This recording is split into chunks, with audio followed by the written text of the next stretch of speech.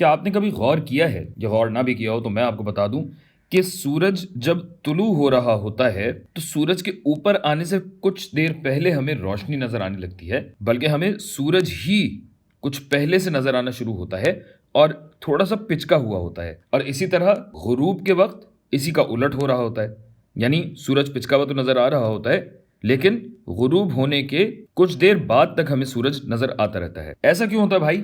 ऐसा इसलिए होता है कि हमारी फिजा में, हमारे एटमॉस्फेयर में रोशनी का इनेताफ होता है, यानी हमारे एटमॉस्फेयर में लाइट रिफ्रैक्ट होती है। रिफ्रैक्शन क्या है? रिफ्रैक्शन आप जानते हैं कि रोशनी का मुड़ना या रोशनी का बेंड होना रिफ्रैक्शन कहलाता है, यानी रोशनी जब अपना रुख बदल ले। तो अगर आप गौर कीजिए, सूरज तुलू या गुरूब के वक्त हमें जहां नजर आता है वहां आसमान और ज़मीन मिल रहे होते हैं, और ऐसे ख़त को या ऐसी लकीर को या ऐसे मकाम को जहां ऐसा होता हमें नज़र आ रहा होता है, ये कहलाता है उफ़क़ या होराइज़न। और यकीनन इस होराइज़न की ही वजह से कुछ ना कुछ हो रहा है, जिसकी वजह से हमें ये चीज़ तुलू और गुरूब के वक्त नज़र आती है और वैसे नहीं नज़र आती जब सूरज सवा नेज़े पे हो। तो ऐसा क्यों होता है भाई?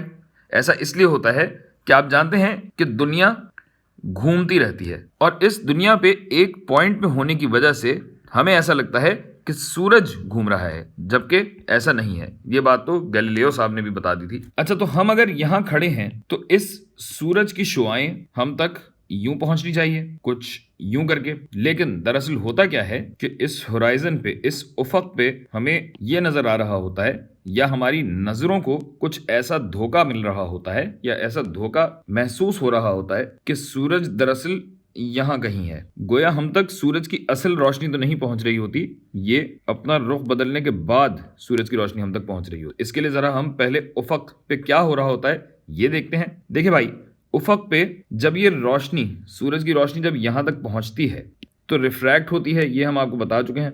रिफ्रैक्ट कैसे होती है भाई? कि आपके पास एक अदद नॉर्मल होगा, और रिफ्रैक्शन का उसूल ये कहता है कि खला में जहां का रिफ्रैक्टिव इंडेक्स कम है और इस फिजा में जहां का रिफ्रैक्टिव इंडेक्स ज्यादा है, जब रोशनी खला से यहां तक आएगी तो ये नॉर्मल की तरफ बेंड होगी, यानी यूं नहीं जाएगी, ये दरअसल इस तरीके से जाएगी। गोया ये रोशनी हम तक कुछ यूं करके पहुंच रही होती है, और इसी वजह से गो के सूरज नीचे है, हमें ये लग रहा होता है कि सूरज दरअसल यहां है, जबकि ऐसा है नहीं। सूरज तो अपनी जगह पे ही है, सूरज अपनी जगह नहीं बदल रहा।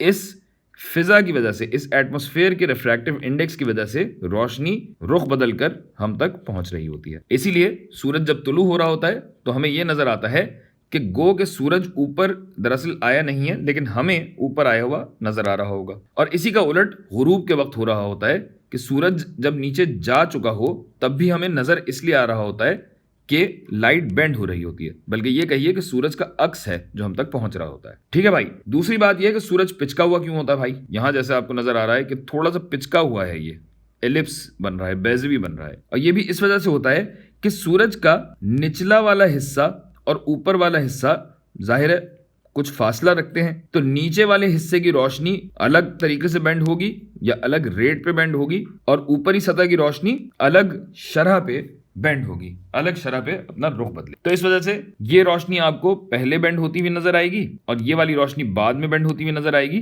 तो इस वजह से आपको ये थोड़ी सी पिचकी हुई शक्ल नजर आती है कि जहां पे नीचे अगर आप गौर कीजिए तो नीचे से सूरज ज्यादा पिचका हुआ है, ऊपर से इतना नहीं पिचका हुआ। तो ये रिफ्रैक्शन ही है जिसकी वजह से हमें ये महसूस होता है, हमें ये नजर आता है।